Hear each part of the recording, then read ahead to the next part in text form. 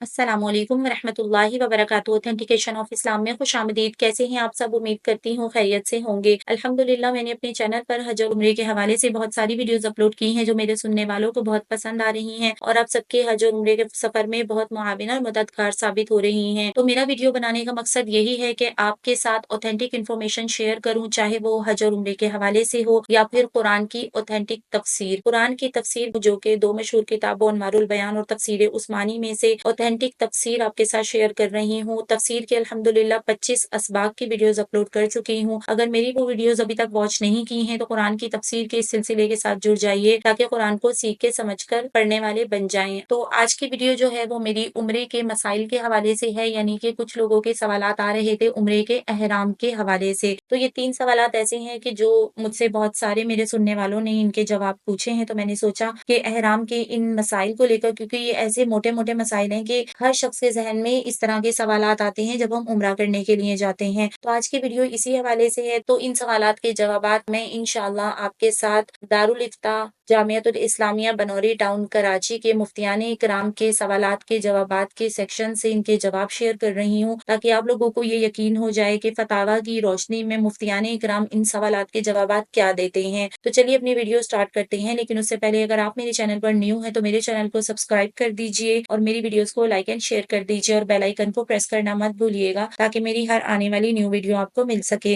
नहमदुहु व नुसल्ली अला रसूलिहिल करीम। फ़अऊज़ु बिल्लाहि मिनश शैतानिर रजीम। बिस्मिल्लाहिर रहमानिर रहीम। तो मेरा पहला सवाल जो था वो ये था, एक एहराम से 2 उम्रे कर सकते हैं? यानी एक उम्रा मुकम्मल किया और फिर हुदूद हरम से निकले बगैर हुदूद हरम से ही दूसरे उम्रे की नियत कर लें, और अगर ऐसा नहीं कर सकते तो फिर क्या सूरत हो सकती है कि बंदा एहराम ना खोले और मजीद उम्रे कर ले? तो इसके जवाब में मुफ्तियान इकराम फरमाते हैं कि वाज़े रहे कि हर उम्रे के लिए अलग एहराम बांधना जरूरी है। एक एहराम से एक से जायद उम्रा करना सही नहीं है। यानी एक दफा एहराम बांध कर तवाफ और सही करके बाल मुंडवा लिए या कटवा लिए तो एक उम्रा हमारा मुकम्मल हो गया। ठीक है, तो एक उम्रा मुकम्मल कर लें, उसके बाद फिर दूसरे उम्रे को हुदूद हरम से हम मुकम्मल नहीं कर सकते, उसके लिए तनईम जाना पड़ेगा। तनईम मतलब मस्जिद आयशा या जोराना। ये दो जगह मक्का में रहने वाले लोगों की मीकात है, यानी जो हज या उम्रा करने के लिए जाते हैं और थोड़े वक्त के लिए मक्का में मुकीमीन है, यानी मक्का में रह रहे हैं, तो उनको उम्रा करने के लिए मीकात पे जाना जरूरी है। मीकात मतलब वहाँ पर हुदूद हरम खत्म हो जाती हैं, तो मस्जिद आयशा जिसका नाम तनईम भी है, वहाँ या मस्जिद जोराना जाकर आप वहाँ से उम्रे की नियत करके फिर दोबारा दूसरे उम्रे का एहराम बांधेंगे। इस तरह एक से ज्यादा उम्रे करना सही है। अब यहाँ कुछ लोगों के जहन में ये भी डाउट हो रहा होगा कि यहाँ पर ये फरमाया है कि दूसरे उम्रे का एहराम बांधे, तो दूसरे उम्रे का एहराम बांधने का मकसद ये है कि आपने दूसरे उम्रे की नियत करनी है, यानी दूसरे उम्रे की एहराम की नियत करनी है। तो इसका मकसद ये नहीं समझिएगा कि दूसरे उम्रे के लिए दूसरा एहराम बांधना है, यानी एहराम तो एक ही होगा, वही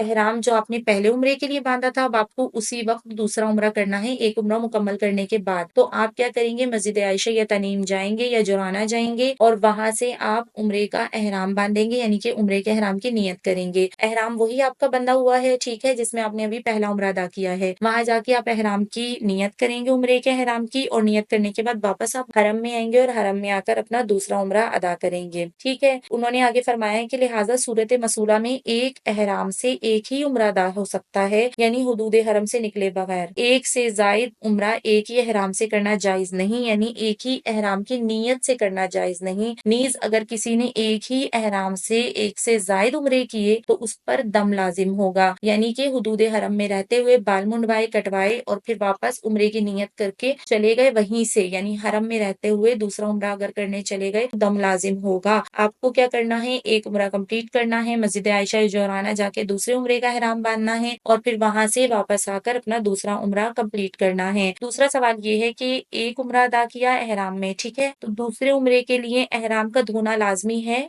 या नहीं धोना चाहिए? तो इसके बारे में दारुल इफ्ता जामियतुल उलूम इस्लामिया बनौरी टाउन कराची के मुफ्तियान इकराम ये फरमाते हैं कि एक उम्रे के आमाल मुकम्मल करके सर मुंडवाने या बाल कटवाने के बाद, यानी सर मुंडवाने बाल कटवाना हमारा उम्रे का आखिरी स्टेप होता है, तो सर मुड़वाने या बाल कटवाने के बाद एहराम की चादरों को धोए बगैर ख्वाह उतार कर दोबारा पहनी हो या पहले उम्रे के बाद उतारे बगैर दूसरा उम्रा उन्हीं चादरों में करना जायज है, इसमें कोई हर्ज नहीं है। ठीक है, ये सवाल भी मेरे व्यूवर्स पूछ रहे थे कि क्या एहराम में एक उम्रा मुकम्मल किया, उसके बाद हमने आकर होटल में उस एहराम को उतार दिया, तो दूसरा उम्रा उसको धोए बगैर उन्हीं एहराम की चादरों में कर सकते हैं या नहीं? तो हाँ, आप उन्हीं एहराम की चादरों में धोए बगैर भी दूसरा उम्रा कर सकते हैं, बशर्ते कि एहराम की चादरें हर किस्म की गंदगी से पाक हो, यानी कि पाक चादरें हो, तो आप उनको धोए बगैर अपना दूसरा उम्रा भी उसी में अदा कर सकते हैं। चाहे आपने उन चादरों को उतार के दोबारा पहना हो या फिर एक उम्रा कंप्लीट करने के बाद वो चादरें यानी एहराम की दोनों चादरें पहनी हुई हैं, फिर आपने जाकर मस्जिद आयशा से या मस्जिद जोराना से दूसरे उम्रे की नियत करके वापस हराम आकर दूसरा उम्रा अदा कर ले, तो चाहे एहराम हमने उतार के दोबारा पहना हो या बगैर उतारे, तो दोनों सूरतों में धोना जायज नहीं है। बगैर धोए भी हम उन्हीं एहराम की चादरों में दूसरा उम्रा अदा कर सकते हैं। Is it clear? उम्मीद करती हूँ कि आपकी समझ में आ गया होगा दूसरा सवाल भी। और तीसरा सवाल जो पूछने वालों ने पूछा है वो ये है कि उम्रा मुकम्मल करने के बाद सर के बाल कटवाने के बाद गुस्ल लाजिम है या नहीं। तो इसके बारे में भी जामिअतुल उलूम बनौरी टाउन कराची वाले मुफ्तियान इकराम ये फरमाते हैं कि इस सूरत मसूला में उम्रा मुकम्मल करने के बाद यानी सर के बाल कटवाने के बाद गुस्ल करना लाजिम नहीं है, ताहम पसीना वगैरह की बदबू हो